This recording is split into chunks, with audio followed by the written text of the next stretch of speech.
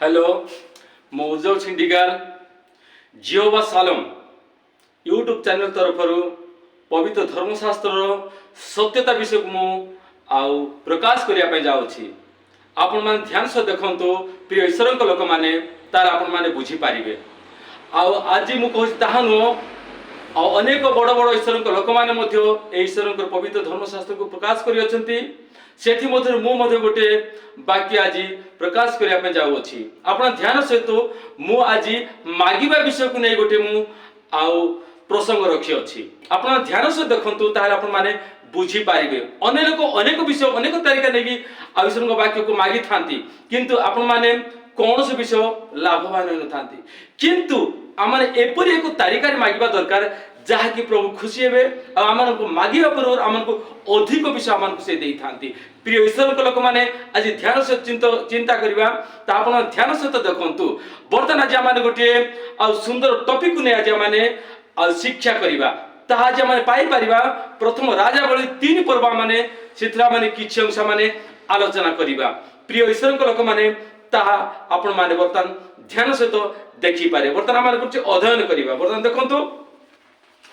Bible apo लेखा आइछि प्रथम राजावली 3 पर्व 5 पद खंस राजा माने ताहा माने प्रसंग करिया जे माने शिक्षा करिबा। वर्तमान कोन देखंतु प्रथम राजावली 3 पर्व 5 पद आमे कुछ अध्ययन करिबा। गिदियोन सदाप्रभु रात्रि स्वप्न द्वारा सोलोमन को दर्शन देले आ परमेश्वर कहिले आम्भे तुमको कोन देबा ताहा मागो। एई जो पद माने प्रसंग नेबा जे माने ताहा देखंतु कोन लेबा परमेश्वर कहिले परमेश्वर काहा को कहउछंती परमेश्वर मो परि आपण मानक परि एक रक्त मांस विशिष्ट मनुष्य को कहउछंती। परमेश्वर से तांकाड से कोन स्वप्न द्वारा से आमन को कथा कहउछंती कोन देखंतु परमेश्वर कहिले आम्बे तुमको कोन देबा ताहा मागो। हालेलुया। प्रेषण को लोक माने आज हम जानिबा दरकार परमेश्वर प्रत्येक को निमंते समान। परमेश्वर को दृष्टि कौन से लोक मुखापेक्षा कर न थांती किंतु गोटे विषय जो माने परमेश्वर को निज हृदय सहित विश्वास करती प्रभु से मानक से जानी थांती। और से दिन ज्ञानी सोलोमन यद्यपि बालक थिले से क्षुद्र अति क्षुद्र बालक थिले आ प्रभु ताहांकर अंतकंड से जानी पारथिले। आ से रात्र काल रे आ प्रभु आ सोलोमन को कहउछंती तुम्बे कोन मागुछो मागो ताहांबे देवा। हालेलुया। प्रियसन को लोक माने आज केवल सोलोमन को प्रभु ए विषय कहले ताहा न आज प्रत्येक को प्रभु एही विषय कहउछंती आपण माने मागंतु आपण मागंतु आम्बे तुमको देवा। प्रियसन को लोक माने जानिबा दरकार से दिन अनेक वर्ष इतिहास जदि हम चिंता करिबा जेते बेले इस्राएल मध्यरे प्रभु को दास दाऊद जेते राजा अभिषिक्त हेले से समय अगणित असंख्य बालक सदस्य लोक माने थिले से मान को सुंदर भाव से प्रतिपालित करी आसुथिले। जेते दाऊद बुध अवस्था होते आ दाऊदक पदवी रे एक राजा आवश्यक थिला और से समय से माने चिंता करुथिले किंतु प्रभु दाऊदक कोल रे एक संतान देथिले और से संतान होछंती सोलोमन। और सोलोमन जेतेले कोन होउची या पूर्व तो लेखा है आपण मान जदी पाई पारे से 3 पद 2 पद 3 पद और 4 पद लेखा है और जेते बेले सदा प्रभुंकर उपासना गृह जेते बेले संपूर्ण होई नथिला और से समय समस्त इस्राएल लोक माने प्रभु को बलिदान निमंते को उच्च बृहत स्थान को जाउथिले आ ता होची गिबियोन जाउथिले से उच्च पर्वत स्थल थिला और सेठारे से समस्त जाई आ परमेश्वर को उद्देश्य रे बलिदान आ भेटी देउथिले। जेते कोन से 2 पद लेखा आइची परमेश्वर को आ कोन होची 1 पद लेखा आइची परमेश्वर गृह आ संपूर्ण न हवा पर्यंत से माने आ से गिबियन को जाई प्रभु को निमंते से माने बलिदान करुथिले। आ जेते से 3 पद लेखा 4 पद लेखा आइची आ बलिदान देला परे आ परमेश्वर संतुष्ट होले आ से समय 5 पद लेखा आइची हे देखो लेखा आइची गिबियन सदा प्रभु रात्रि स्वप्न द्वारा सोलोमन को दर्शन देले। स्वप्न द्वारा परमेश्वर सोलोमन को दर्शन देले आ परमेश्वर कहिले किए कहले ना परमेश्वर कहले आमे तुमको कौन देबा ତାର ତ ଦେଖନ୍ତୁ ଚିନ୍ତା କରନ୍ତୁ ଏଠି ପରମେଶ୍ୱର ଆଉ ସଲୋମନଙ୍କର ବଳିଦାନ ଅତିଶୟ ସେ ସନ୍ତୁଷ୍ଟ ହୋଇଛନ୍ତି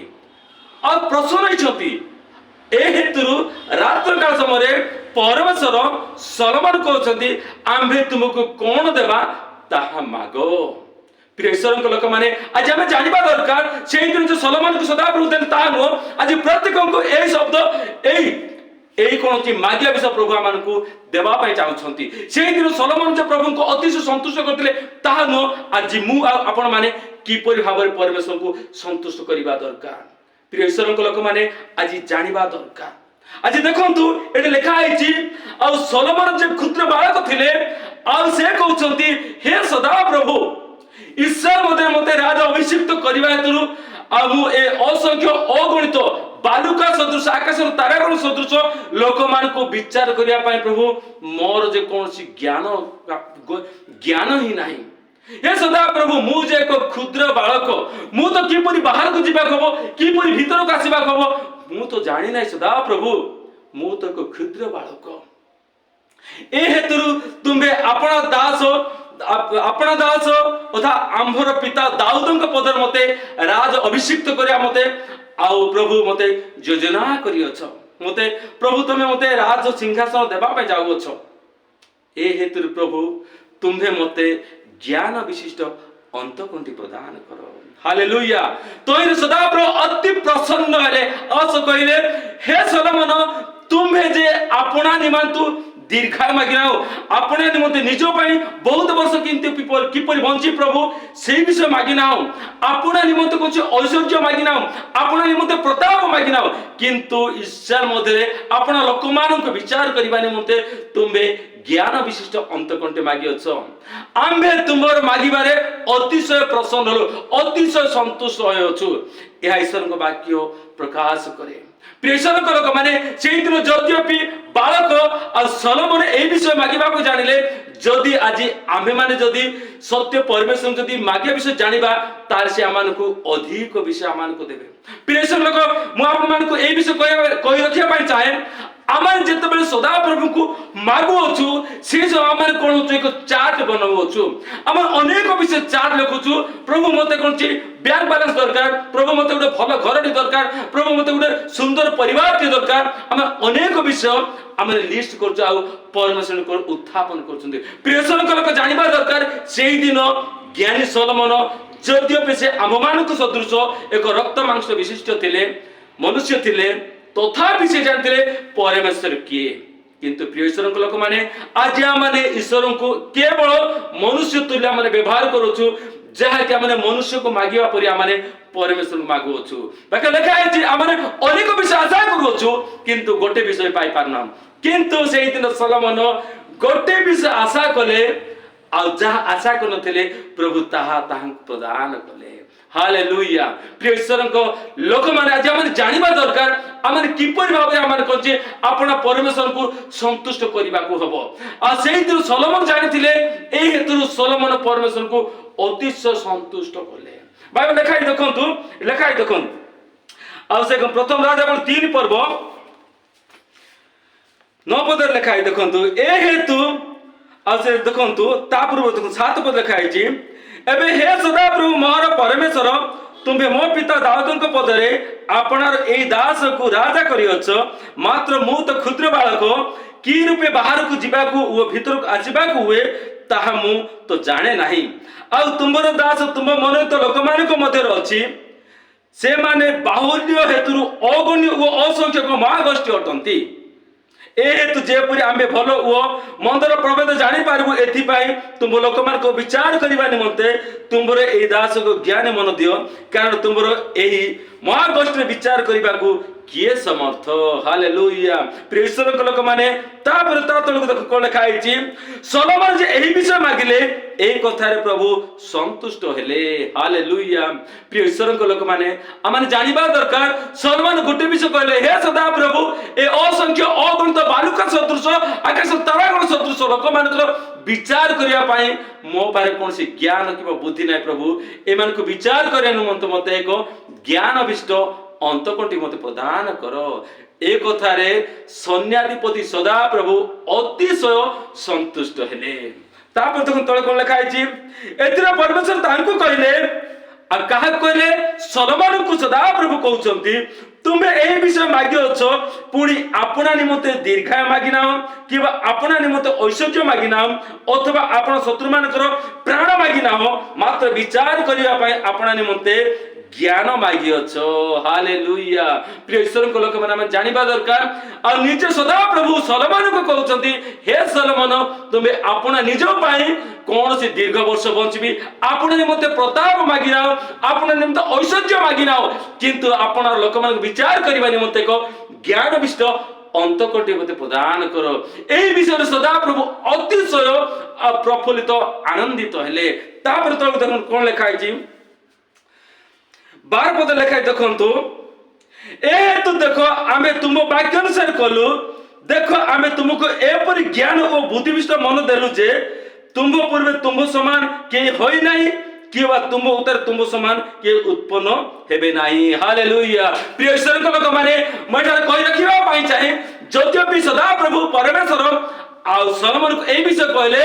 तुम ठार तुम पूर्व जेते पीढ़ी थिले बा तुम ठार आज पर्यंत जेते भी लोक अछंती तुमको जे ज्ञान विष्ट मु तुमको प्रदान करि अछि ताहा काहारी को प्रदान करा जाय नहीं। हालेलुया। काहे कि ना एही जो ज्ञान विष्ट अंत करेगा ऐश्वर्य ज्ञान थिला ऐश्वर्य दत्त ज्ञान थिला आ सदा प्रभु ऐश्वर्य ज्ञान दत्त केवल जन को देछंती सलोमन को जहा कि ताहर डेजिग्नेशन अछि ज्ञानी सलोमन नाम कोन छी भूषित होईची। प्रिय ईश्वर को लोक माने जानिबा दरकार कि प्रभु से दिन सलोमन केवल जे ज्ञानी विषय अंतकरण दे ताहा नो आज मते आपण मान को देबा पे जाउछथि जदि आमाने परमेश्वर को आउ ताहांको आमान कोनची खुशी करि परिबा ताहांको आमान जदि कोनची ईश्वर को वाक्य प्रमाणे बा सलोमन को ज्ञान जदि आमान ताहां जदि अतिशय संतुष्ट करिबा पे जदि हम पारिबा ताले प्रभु आज से ज्ञान विष्ट सलोमन को जो ज्ञान देथिले आज आमान से ज्ञान देबा पे जाउछंती। प्रिय ईश्वर को लोक माने आउ आमाने आमान को द्वारा परमेश्वर जेमंतो खुशी हेबे ए विषय प्रभु चाहउछंती। वर्तमान देखंतु ताहा तळे कोन लिखा आइची ताहा दे केवल जो सलोमन को सदा प्रभु ज्ञान विषय अंतकरण देले ताहा नो ता तळे देखंतु 13 पद कोन लिखा आइची आर तुमे जे ऐश्वर्य और प्रताप मागी नाओ से दुई मध्ये आमे तुमको एपरि देलु जे तुमरो जाव जीवन राजा मानक मध्ये केही तुमबो समान हेबो नाही। हालेलुया। Praise the Lord. प्रभु कहउछंती तुमे जे दुईटी विषय मागी ना ता आमे तुमको एपरि विशिष्ट देलु जे तुमबो समान केही समान हेबे नाही। प्रेसर को लोक माने आज प्रभु आमान को मते आपण मान को डाकुछंती जदि आज आमान को परमेश्वर को मागिया विषय जदि जानिबा ताहे से परि जे ज्ञान सलोमन को प्रभु सदा प्रभु ताहा देले ताहा हमको अधिक विषय देबा पे जाउछंती किंतु आज आमाने निजर स्वार्थ पय केवल आमाने निज को बलिदान करूछु स्वार्थ पय केवल आमाने निज जीवन को कोन होची आ केवल कोन होची नरक काम करिया पे जाउछु। प्रियसन को लोक माने जानिबा दरकार यद्यपि रक्त मांस विशिष्ट मनुष्य सलोमन प्रभु को संतुष्ट करथिले आज आपण माने आ मु मध्य से वाक्य प्रमाणे परमेश्वर को संतुष्ट करिबा दरकार ताहेले आमाने कोन छी प्रभु को महिमान्वित आ गौरवान्वित करिबा जदि हम से चिंता करिबा सेही जो अध्याय लिखा है आ परमेश्वर ताहा को केवल जे ज्ञान दत्त देले ता नो आ से ज्ञान रो परीक्षा मध्य आ करी अछंती जदि चिंता करिबा से ग्राम रे आ गोटे घरे दुईटी बेश्या स्त्री कोन छी रहउथिले आ से माने आ दुई जण कोन छी प्रसव समय हेबार समय हला आ प्रथम स्त्रीटी प्रसव कले ताहार 3 दिन उतारे आउ जने स्त्री कोन छी प्रसव कले से दुई जण कोन छी एका घर रहउथिले आ ताहां को सेमान पाखरे कोन से लोक रहउ नथिले गोटे दिन घटना आ गोटे स्त्री ताहार पुओ पर से कोन छी लदी से पुओ को मारी देला आ मारी देला परे मध्य रात समय आउ जने स्त्री को छुआ को से निजर मरी मृत्यु छुआ को तांको कोल सुई देले आ जीवंत छुआ को से काढी आपना कोल को नै गले आ प्रात सकाळ होते जीवित थिबार स्त्री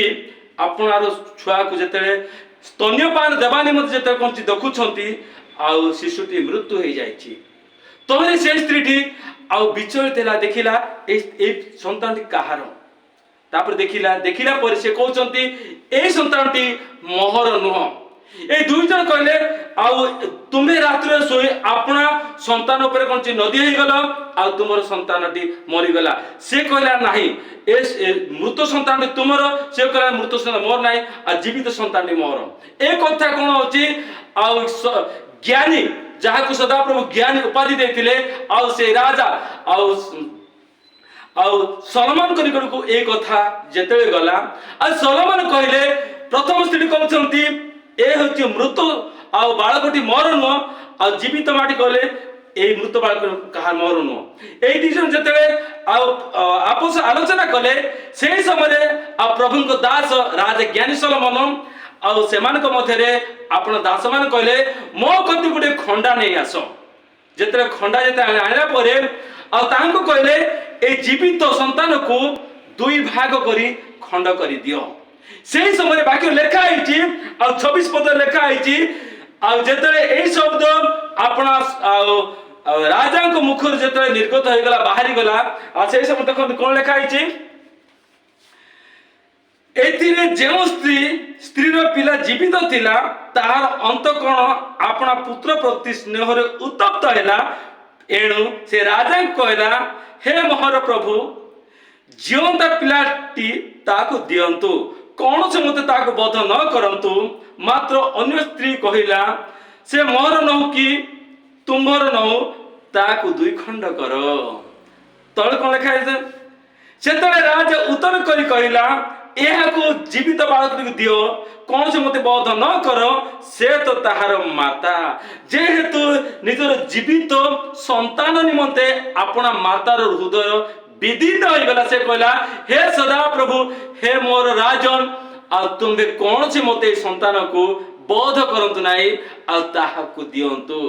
आउ से अन्य जन जे कि तार निजर संतान नथिला से स्त्रीलोकटी कहला से मोर न हो कि ताहार न हो ए शब्द जेते राजा सुनछंती आउ ज्ञानी सलमन राजा कहउछंती आउ जेउ मार अंतन विदीर्ण हैला सेही मां को ए जीवित संतान को दियंतु आ तो लेखा देखंतु आ समग्र इस्राएल राजांकर एही विचार निष्पत्ति विषय सुनी राजा को भय कले कारण से माने देखिले जे विचार करबा निमंते तांकर अंतर रे परमेश्वर दत्त ज्ञान अछि हालेलुया प्रिय सरक लोक माने मु कहि रखिया पय चाहे केवल जे सलोमन को सदा प्रभु ज्ञान विषय अंतर दे ता नो आज मते आपण मान को देबा पय चाहउछंती जदी आ माने परमेश्वर को जदी विश्वास हेबा परमेश्वर वाक्य को आज्ञा जदी मानिबा आउ परमेश्वर को जदी आ माने उपयुक्त विषय जदी आ माने मागिबा सेही दिन ज्ञान सलोमन जो विषयटी आवश्यक थिला से विषय मागी थिले आ से दिन इस्राएल राजा हेबा निमंते तांको एक क्षुद्र बालक हेतुरु तांको ज्ञान विषय अंतर आवश्यक थिला से ज्ञान विषय मागी थिले आज मते आपण मान को कोन आवश्यक अछि आज माने वास्तविक आत्मिक जीवन अंध अछु आत्मिक जीवन माने कोन छी हम अनेक दूर को पतन अवस्था को जाई अछु तेका जे अनुताप करू कि प्रभु माने आ एपरी सलोमन को सदृश माने सुंदर विषय आम जमत मागी पारे प्रभु से ज्ञान आमान को प्रदान कर प्रभु जदि आमाने से परी सलोमन को सदृश जदि आमाने निजको समय करी मागी पारे प्रभु तारे तुम्हें प्रभु आमान को मागी पारे अतिशय प्रसन्न होबो आ तुम्हें आम जहाँ भी मागिना प्रभु ताहा तुम्हें आमान को समर्पण करिवो प्रिय ईश्वर को लोक माने